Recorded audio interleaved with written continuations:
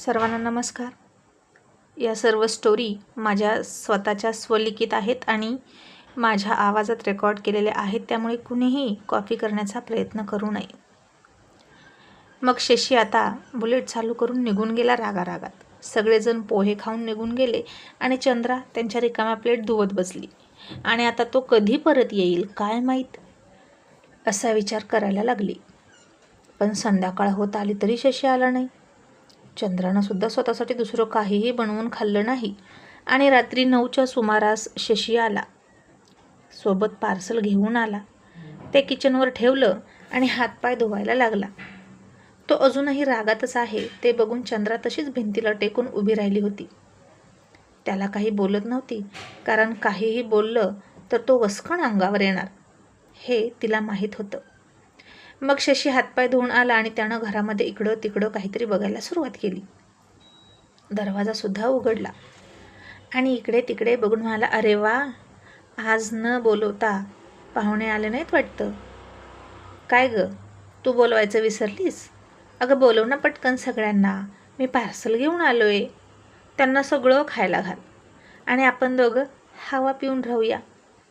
आता तिला माहीत होतं तो असंच बोलणार आणि असं का बोलतोय. आणि ती गाल फुगून म्हणाली, मी नव्हतं बोलवलं सगळ्यांना सकाळी, तेच म्हणाले येऊ का, मग मी काय करू, नको म्हणू का?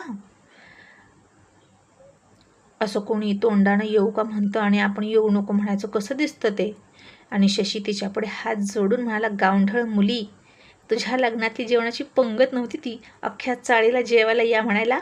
ते फक्त थोडेसे पोहे होते, 2 प्लेट भरून, तुझ्या आणि माझ्यासाठी. आणि मोठ्या मनाची चंद्रा म्हणाली, मग त्यात काय झालं, 1 तीळ 7 जणांनी वाटून खाल्ला होता, मग 2 प्लेट पोहे किती जण तरी खाऊ शकतात. आणि तिचं ते महान ज्ञान ऐकून शशीने पुन्हा तिच्यापुढे दंडवत घातला आणि म्हणाला, धन्य झालो मी तुझे विचार ऐकून. मग आता खायचं आहे की नाही, की दिवसभर उपाशी आहे? चंद्रा म्हणाली, तू मला का बोलतोस र? तुला काय गरज होती खाली येऊन म्हणायची पोहे तयार आहेत? तूच म्हणाला आहे हे त्यांनी ऐकलं ना, आणि वरून मला बोलतोस होय? आणि शशी म्हणाला, इथं पण माझीच चूक का? बरं माझं चुकलं, आता ते पार्सल आणले ते फोडा आणि घ्या खायला. मग चंद्रानं ते पार्सल फोडलं, ताटात घेतलं. तिचा आवडता भात म्हणजेच बिर्याणी बघून खुश झाली, पण पुढच्या क्षणी ती नाराज झाली आणि म्हणाली, तूच खा, मी नाही खाणार. शशी म्हणाला, आता काय झालं? चंद्रा म्हणाला, आज एकादस आहे, मी खात नाही. शशीनं पुन्हा डोक्यावर हात मारला आणि म्हणाला, काही होत नसतं, एकादस वगैरे पाहण्याची गरज नसते, तू खा बरं. तरीही चंद्रा पाप लागेल म्हणून म्हणाली, नको तूच खा. आणि शशी चिडून म्हणाला, ठीक आहे, मग मलाही खायचं नाही, ते फेकून. काय कटकट आहे यार, एक तर दिवसभर भूक लागली तरी काही खाल्लं नाही तिच्यासोबत खायचं म्हणून, आणि आताही अशी नखरे करते. आणि त्यानं ब्लँकेट घेतलं आणि सरळ तो झोपलाच. आणि चंद्राला वाईट वाटलं आणि ती म्हणाली, अरे पण तू खा की, माझ्यासाठी का उपाशी राहतो? शशी ब्लँकेटच्या आतूनच म्हणाला, मला नाही खायचं, भुकेनं मेलं तरी चालेल, तू खाणार असशील तरच मी खाणार. चंद्रा म्हणाली, अरे पण एकादशी दिवशी मी कधीच नाही खाल्लं, पाप लागेल की. आणि शशी म्हणाला, जे काही पाप लागेल ते मला लागू दे, तू खाणार आहेस का ते सांग. आणि तिनं फार विचार केला आणि म्हणाली, बरं उठ, खाते. आणि मग शशी उठला आणि तरीही चंद्राला ते खाऊ वाटत नव्हतं. शशीनं एक घास उचलला आणि तिच्या तोंडातच घातला आणि म्हणाला, आता कर सुरू. आणि चंद्रानं पुन्हा डोळे झाकून घेतले आणि देवाची माफी मागायला लागली. आणि शशी तिच्याकडे बघून म्हणाला, झाली, मनातल्या मनात देवाची माफी मागून झाली. मग चंद्रानं डोळे उघडले आणि शशीला म्हणाली, तू पण मला माफ कर, मी तुला चुकीचं समजत होते.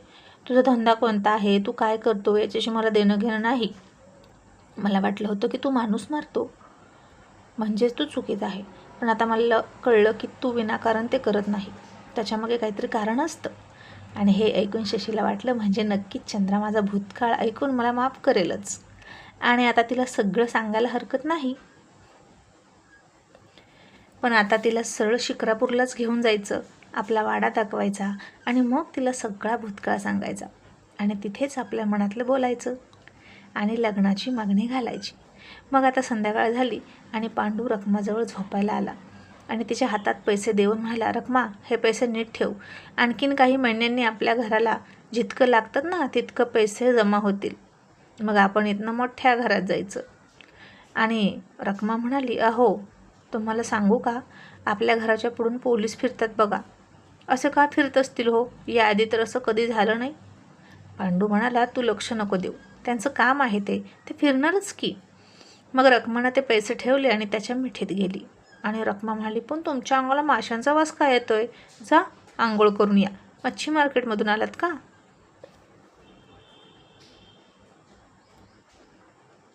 पांडू म्हणाला, हो मच्छी मार्केटमधूनच आलो आहे आणि सध्या मी मासे विकायचं काम करतो.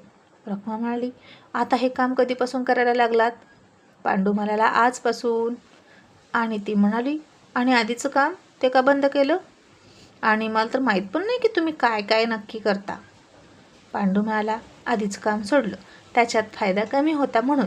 आणि आता तुला कोणी विचारलं, त्या पोलिसांनी जरी विचारलं ना मी काय करतो, तर सांग मासे विकतो. आणि रखमा म्हणाली, पण आता काय करू, मला बाई लय वास येतोय तुमच्या अंगाचा. मग पांडूनं त्याचे कपडे काढून फेकले आणि पुन्हा हातपाय धुवून आला. तरीही त्याच्या अंगाचा वास येतच होता. आणि रखमा म्हणाली, अहो तुम्ही नका ना ते मासे विकायचं काम करू, लय घाण वास येतो. आणि पांडू म्हणाला, रखमा तुला घरात बसून सगळं सुचतंय होय? अगं इथं घर चालवण्यासाठी, कुटुंब सांभाळण्यासाठी आम्हाला काय काय करावं लागतं तुला नाही माहीत. जीव मुठीत घेऊन धावावं लागतं. आणि तो मासे विकायचं काय घेऊन बसलीस? आणि रखमा काहीच न कळून म्हणाली, म्हणजे जीव मुठीत घेऊन म्हणजे इतकी जोखमीची कामं करता का? आणि आता पांडू गप्पच बसला. तो रवी शेठसाठी काम करतोय हे घरी माहीत नव्हतं. घरच्यांनी विचारलं की सांगायचं हेच काम करतो, तेच काम करतो, कधी हेच विकतो, कधी तेच विकतो. 4-4 दिवस बाहेर जायची वेळ आली तरीही खरी सांगायचं नाही. खरंच पांडू तुरुंगात होता तरी घरी काही कळलं नव्हतं. कारण घरी जर पोलिसांनी चौकशी केली तर त्यांचा माग सापडू शकतो म्हणून. आणि आता पांडूनं रविशेठ आणि अजित विरोधात काहीच पोलिसांना सांगितलं नव्हतं. तो सुटला होता, पण पोलिसांनी अजूनही त्याच्यावर पाळत ठेवली होतीच हे त्याला माहीत होतं. आणि म्हणून पोलिसांना असाच चकमा देण्यासाठी दिवसभर रविशेठची पोरं वेगळाच धंदा करायची. मग पांडूनं तिला जवळ घेतली आणि मला बास झाला आता तुझा प्रश्न. आणि तिच्या तोंडामध्ये तोंड घातलं आणि तिचे श्वासच बंद करून टाकले. आणि तिला त्याच्या शरीराचा येणारा माशांचा वास बंद झाला. पांडू तिच्यावर प्रेमाचा वर्षाव करत म्हणाला, आता तुला या वासाची सवय करून घ्यावी लागेल. मग सकाळ झाली. आता इकडे मालन चूल न पेटवता तशीच बसली होती. छगननं तिची लाडकी म्हस रोंगीचा सौदाच केला होता. गोंगी दुधासाठी ओरडत होती आणि तिची लहान रेडीसुद्धा रडत होती. आणि मालनसुद्धा रडत होती. आणि चंद्राला हे कळल्यावर कसं होईल असं तिला वाटायचं. चंद्राला आवडत नव्हतं दावणीचं जनावर विकायला. चंद्रा लहान होती. एकदा शेळीचं बोकड मालननं विकलं होतं आणि ते कापायला घेऊन गेले होते तर तिनं रडून रडून धिंगाणा घातला होता. मालनला ते बोकड परतच आणायला लावलं होतं. शेवटी मालनने चंद्रा कोणत्याच बोकड करडू विकू देईना म्हणून शेळीचा धंदाच बंद केला आणि सरळ म्हस घेऊन टाकली आणि दूध विकायची. आणि आता गावात ग्रामपंचायत इलेक्शन लागलं होतं. दौलत सरपंच या टर्मला सुद्धा सरपंच की आपल्याच घरात आली पाहिजे असं म्हणून कामाला लागले होते. रोज भरपूर माणसं घरात यायची. त्यांचा काथ्याकूट चालायचा, डावपेच आखले जायचे. आणि दौलत म्हणाला, पण आबा तुमच्या विरोधात उभा राहणारा कोणीच नाही, पण आपण इतकी तयारी का करतोय, तुम्ही बिनविरोध निवडून येणारच. आणि सरपंच अडकीत्यानं सुपारी कातरत म्हणाले, दौलतराव तरी पण गाफील राहून चालणार नाही. तुमचा हेच गहाळपणा मला आवडत नाही. परिस्थिती आपल्या मुठीत असली पाहिजे आणि म्हणून गाफील राहायचं नाही. आणि अख्ख्या गावाला समजावून सांगा की आपल्यालाच मत पडलं पाहिजे. जे ऐकत नाहीत त्यांना समजावून सांगा. बोकडांचं जेवण चारायला सुरुवात करा. पैसे द्या, भांडी वाटा, साड्या वाटा, पण मत मिळवा. आणि एक जण म्हणाला, पण सरपंच यावेळी तुमच्या विरोधात एक जण उभा राहायचं म्हणतोय आणि सगळ्या गावाला तुमच्या विरोधात तयार करतोय. तो म्हणजे रघु. नुकताच शिकून गावात आलाय. आणि तुमच्या विरोधात बहुतेक तो जाणार असं वाटतं. आणि असं पण ऐकायला मिळते की त्याला पाटलांची फूस आहे. तसं सरपंचाच्या डोक्यातलं रक्त गोळा झालं आणि त्यांनी जसा कस्तुरीचा नवरा जयवंतचा काटा काढला होता तसाच रघूचा पण काटा काढूया असं मनात ठरवलं आणि रागातच सुपारी कातरली आणि आपल्या मार्गात येणारा प्रत्येक काटा ते असेच अलगद उचलून संपवून बाजूला करत होते.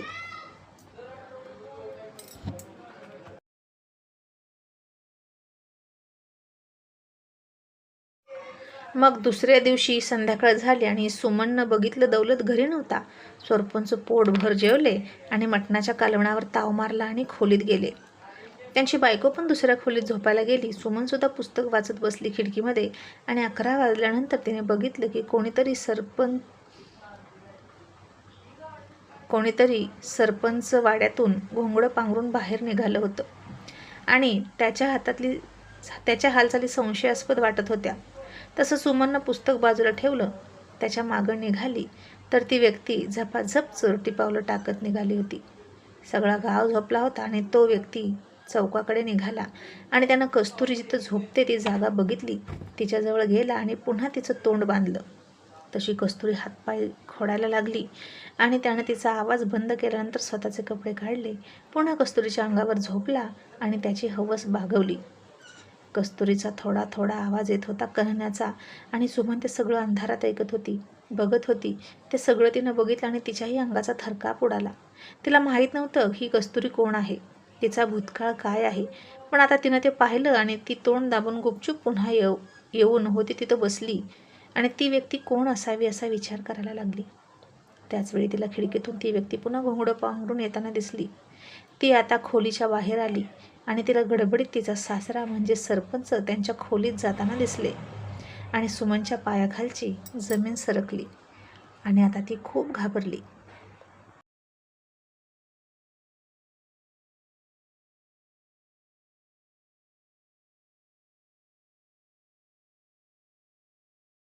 सुमन घाबरली आणि तिनं आधारासाठी एका खांबाला पकडलं.